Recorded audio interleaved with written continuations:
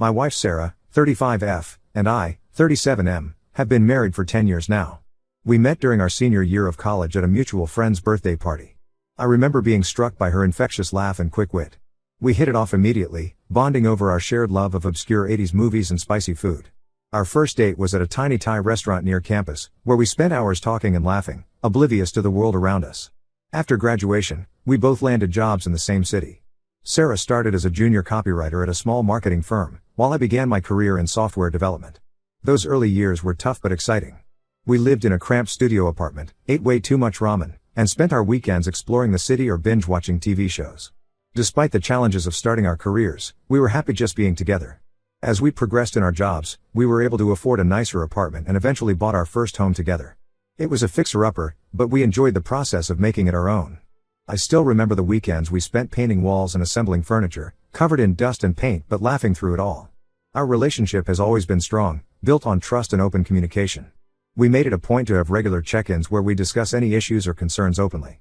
Sarah was always the one who insisted on these talks, saying that communication was the key to a lasting relationship. 5 years into our marriage, we went through a rough patch when I lost my job during a company-wide layoff. It was a stressful time, but Sarah was my rock.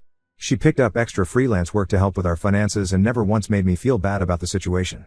Her unwavering support during that time made me love her even more. Once I found a new job, we decided to start trying for a family. Unfortunately, we struggled with fertility issues. It was a difficult and emotional journey, filled with doctor's appointments, treatments, and disappointments. But through it all, we supported each other. We eventually decided to take a break from trying and focus on our careers and relationship. That's why the events of the past 2 months have left me feeling so confused and hurt. It started subtly. Sarah began spending more time on her phone, quickly putting it away when I entered the room. At first, I didn't think much of it. After all, she had recently been promoted to creative director at her agency, and I assumed she was just busy with work. But then I noticed other changes. She started working late more frequently, saying she had important projects to finish. Our nightly dinners together became less frequent, and when we did eat together, Sarah seemed distracted and distant. Our conversations became shorter, and she no longer seemed interested in our usual banter. When I tried to talk to her about it, she'd brush it off, saying she was just stressed about work. I wanted to believe her, but something felt off. Sarah had always been good at managing work stress, and even during her busiest periods, she made time for us. Last week, things took a turn for the worse. I was doing laundry, a chore we usually split but that I'd been doing more often lately due to Sarah's late nights at the office. As I was emptying her pockets, I found a receipt for La Belle Époque, a fancy French restaurant downtown. The date on the receipt was for a Tuesday evening when Sarah had told me she was working late. My heart sank as I stared at the receipt. Sarah and I had been wanting to try La Belle Époque for months, but could never get a reservation. How had she managed to get a table on a weeknight? And more importantly, why had she gone without me? When I asked her about it, she got defensive. She claimed it was a last-minute business dinner with a potential client that she forgot to mention. But her explanation felt hollow, especially when I remembered how excited she had been about us trying that restaurant together. I wanted to believe her, I really did. But the nagging feeling in my gut wouldn't go away. So, I did something I'm not proud of. I checked her phone while she was in the shower. In our 10 years together, I had never once invaded her privacy like this. But I was desperate for answers. What I found left me speechless. There were numerous texts between Sarah and someone saved as Mike from work. The messages were flirty and suggestive, talking about their special lunches and how much they enjoyed spending time together. There were even a few messages planning meetups at hotels. As I scrolled through the messages, my hands shaking, I felt like I was reading about a stranger, not the woman I had built a life with. How could Sarah, who had always been so adamant about honesty in our relationship, do this? I confronted Sarah as soon as she got out of the shower. She broke down immediately, her wet hair dripping onto her bathrobe as she sobbed. She admitted that she'd been having an affair with her coworker Mike, 38M, for the past 3 months. Through her tears, Sarah explained how it started. Mike was a new client liaison at her agency, and they had been working closely on a big project. She said it started innocently, just lunch between colleagues, but quickly turned into something more. Mike had been attentive and flirtatious, making her feel desired in a way she hadn't in a long time. Sarah begged for forgiveness, saying it was a mistake and that she wanted to work on our marriage. She promised to end things with Mike immediately and suggested we go to couples counseling. She kept saying she loved me and that Mike meant nothing to her. I'm completely lost. I never saw this coming. Sarah was always the one who talked about how much she hated cheaters. We had such a good life together, a beautiful home, successful careers, and we were even talking about starting fertility treatments again soon. Now, I don't know what to do. Part of me wants to forgive her and try to salvage our marriage. We've been through so much together, the struggles of our early careers, my job loss, our fertility issues. The thought of throwing it all away is heartbreaking. But another part of me is furious and hurt beyond words. How can I ever trust her again? Every time she's late from work or looks at her phone, will I wonder if she's lying to me? And how can I get the image of her with Mike out of my head? I've moved into our spare bedroom for now. It feels strange sleeping alone in the house we bought together, surrounded by photos of happier times. Sarah keeps trying to talk to me, leaving food outside the door and sending me long, apologetic texts. But I can barely look at her without feeling sick. I've told her I need some time to think things through. I'm reaching out to this community because I need an outside perspective. Am I foolish for even considering forgiveness? Or should I just cut my losses and file for divorce? Has anyone been through something similar and managed to rebuild their relationship? Any advice would be greatly appreciated. I feel like I'm drowning here, trying to reconcile the Sarah I thought I knew with this person who could betray me so deeply. Update 1. It's been about a month since my last post, and a lot has happened. First, I want to thank everyone for their support and advice. Your words really helped me gain some perspective on my situation. After my initial post, I decided I needed some time away from Sarah to clear my head. I told her I needed space to think things through, and I went to stay with my older brother, Jake, for a couple of weeks. Jake has always been my confidant, and he was furious when I told him what Sarah had done. He offered to let me stay as long as I needed. During my time at Jake's, I did a lot of soul searching. I spent hours talking with Jake, reliving memories of my relationship with Sarah, trying to figure out where things went wrong. Jake reminded me of how happy Sarah and I had been at his wedding 3 years ago, dancing and laughing like newlyweds ourselves. It was hard to reconcile that image with our current situation. While I was away, Sarah bombarded me with calls and messages. At first, I ignored them all, needing the space to think. But after a few days, I started reading her texts. They were full of apologies and pleas for another chance. She even sent me a long email detailing how the affair started and why she did it. According to Sarah, she had been feeling neglected and unappreciated for the past year. She said I had been so focused on my work, often coming home late and spending weekends catching up on projects, that she felt like we were drifting apart. She wrote about how Mike had noticed her new haircut when I hadn't, how he had complimented her ideas in meetings while I had been too distracted to listen to her work stories at dinner. She said Mike made her feel appreciated and desired again. Reading her explanation made me reflect on our relationship. Had I really been neglecting Sarah? I thought back to the countless times I came home late, too tired to do anything but eat and sleep. The weekends I spent catching up on work instead of spending time with her. The date nights we kept postponing because one of us was too busy. Maybe I had a part to play in this mess too. But even as I acknowledged my own shortcomings, I couldn't help but feel angry. Why hadn't Sarah talked to me about feeling neglected? We had always prided ourselves on our open communication. Instead of coming to me with her concerns, she had turned to another man. After 2 weeks at Jake's, I decided it was time to go back home and talk to Sarah face to face. Jake was worried about me going back, but I knew I needed to have this conversation in person. Walking into our house felt strange. Sarah had cleaned obsessively, and the place smelled of her stress baking. The kitchen counter was piled with my favorite cookies and muffins. When she saw me, she burst into tears, but held back from hugging me when she saw my hesitation. We sat down at our kitchen table, the same one where we'd shared countless meals and conversations over the years. It was a difficult discussion, filled with tears and accusations from both sides. But we managed to have an honest talk about our relationship and where we went wrong. Sarah swore she had ended things with Mike completely. She even showed me her resignation letter. She had decided to quit her job to remove any temptation of seeing him again. She also suggested we both go to individual counseling as well as couples therapy. I agreed to try counseling, but I made it clear that I wasn't ready to forgive her yet. I told her I needed more time and that we should take things slow. She agreed, saying she'd do whatever it takes to rebuild my trust. For the past 2 weeks, we've been living in the same house but sleeping in separate rooms. It's awkward and tense, but we're trying to establish a new normal. We've both started individual counseling, and we had our first couples therapy session last week. The therapy session was intense and emotional. Our therapist, Dr. Anderson, had us discuss our expectations from the relationship and where we felt those expectations weren't being met. It was hard to hear Sarah talk about feeling neglected, but it also opened my eyes to how I had been taking our relationship for granted. One thing that came out of therapy was that we both realized we had stopped prioritizing our relationship. We got so caught up in our careers and daily routines that we forgot to nurture our marriage. It's not an excuse for what Sarah did, but it's something we both need to work on. Sarah has been trying hard to make amends. She's been cooking my favorite meals, leaving little notes around the house like she used to do when we first started dating, and giving me space when I need it. She's also been completely transparent with her phone and social media accounts, often leaving her phone out in the open as if to prove she has nothing to hide. I'm still hurting and angry, but I'm trying to keep an open mind. Dr. Anderson suggested we start having regular date nights to reconnect, so we've been doing that once a week. Our first date night was awkward. We went to the pizzeria where we had our first date in this city, but the easy conversation we used to have was replaced by stilted small talk and long silences. But each date has gotten a little easier, a little more natural. I know many of you advised me to leave Sarah, and believe me, I've considered it. The thought of starting over at 37 is daunting. But 10 years of marriage isn't something I can just walk away from without trying to save it.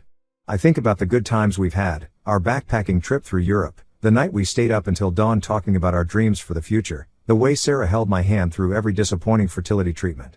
I'm not promising anything, but I'm willing to give it a chance. That being said, I'm not naive. I've consulted with a lawyer just in case things don't work out. I'm also focusing on myself. I've started hitting the gym regularly and reconnecting with old friends. Last weekend, I met up with my college roommate for a bike ride, something I used to love but had let fall by the wayside as work took over my life. I'll keep you all updated on how things progress. Thank you again for all your support during this difficult time. It's been a roller coaster of emotions, but I'm taking it one day at a time. Update 2, it's been another month, and I wanted to give you all an update on my situation. Things have taken an unexpected turn, and I'm once again feeling lost and confused.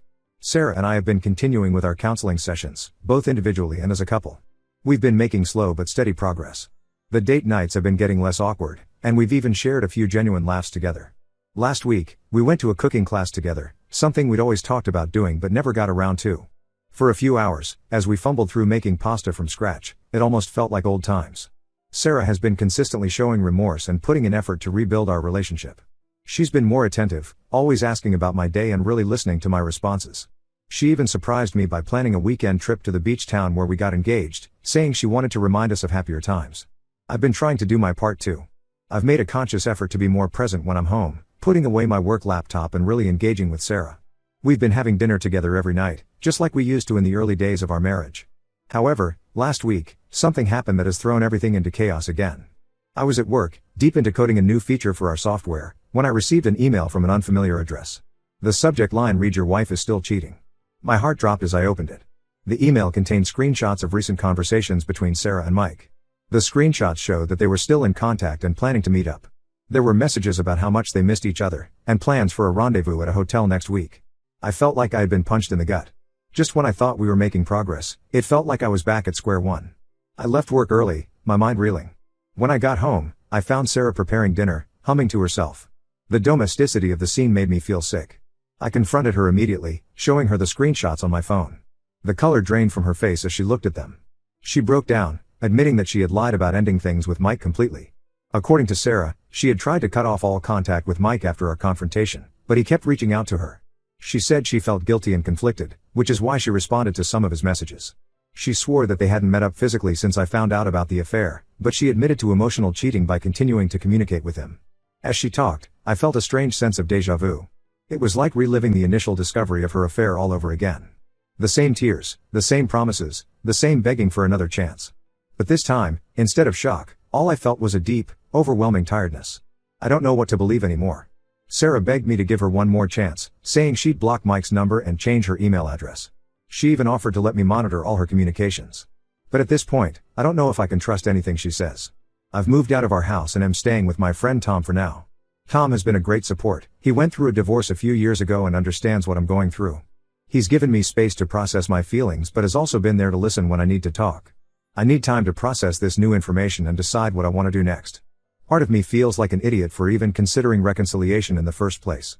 I think about all the effort I've put into rebuilding our relationship over the past month, the therapy sessions, the emotional conversations, the attempts to reconnect, and it all feels like a waste. Another part of me still loves Sarah and wonders if there's any way to salvage this mess. I think about the life we've built together, the dreams we shared. Is it worth throwing away a decade of history over this? But then I remind myself that it's not me throwing it away. Sarah did that when she chose to continue her relationship with Mike. I've scheduled an appointment with my lawyer to discuss my options. I'm also considering taking a leave of absence from work to clear my head. This whole situation has been affecting my job performance. I've been distracted and making careless errors. My team leader has been understanding so far, but I know I need to get myself together. I'm angry, hurt, and confused. The trust that I was slowly rebuilding with Sarah has been shattered again.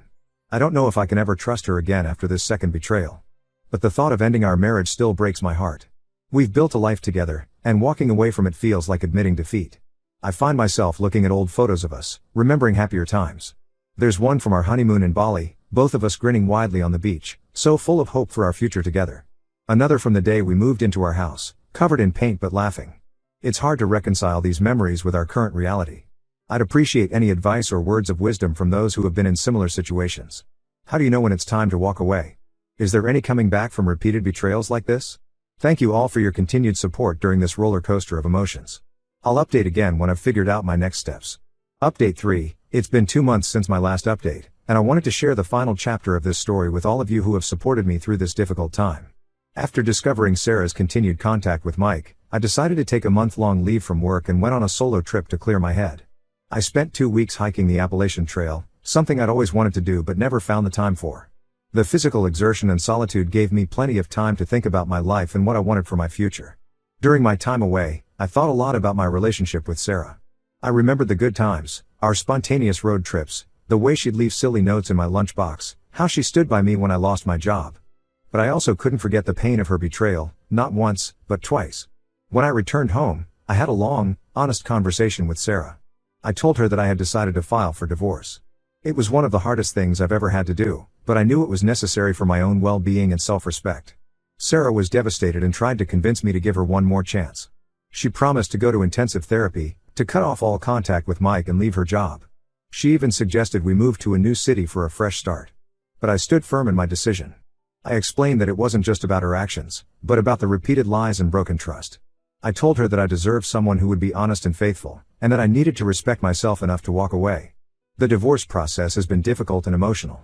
We're selling our house, the home we lovingly renovated together over the years. Each room holds memories, from our first Christmas tree in the living room to the kitchen where we dance while cooking dinner. Packing up these memories has been painful, but also somewhat cathartic. Dividing our assets has been another challenge. We've had to make decisions about everything from furniture to our joint savings account. There have been arguments and tears, but we're trying to keep things as amicable as possible. Through all of this, I've learned a lot about myself. I've realized that I'm stronger than I thought I was. I've also learned the importance of self-respect and not compromising on my values and boundaries. I'm focusing on healing and moving forward. I've continued with individual therapy, which has been incredibly helpful in processing my emotions and planning for the future. I've also reconnected with old friends and even started a new hobby. I've taken up photography, which has been a great outlet for my emotions. As for Sarah, we're maintaining minimal contact through our lawyers. I heard through mutual friends that she's still seeing Mike, which, while painful to hear, confirms that I made the right decision. It hurts, but I'm trying to focus on my own journey rather than dwelling on her choices. I want to thank everyone in this community for your support, advice, and kind words throughout this ordeal. Your perspectives helped me see things clearly when I was too emotional to do so myself. To anyone going through a similar situation, remember that you deserve honesty, respect, and faithfulness in a relationship. It's okay to try and work things out, but it's also okay to walk away when your boundaries are repeatedly violated. As for me, I'm looking forward to the future. It's scary to be starting over at 37, but it's also exciting. I don't know what the future holds, but I know that I'll face it with newfound strength and self-respect.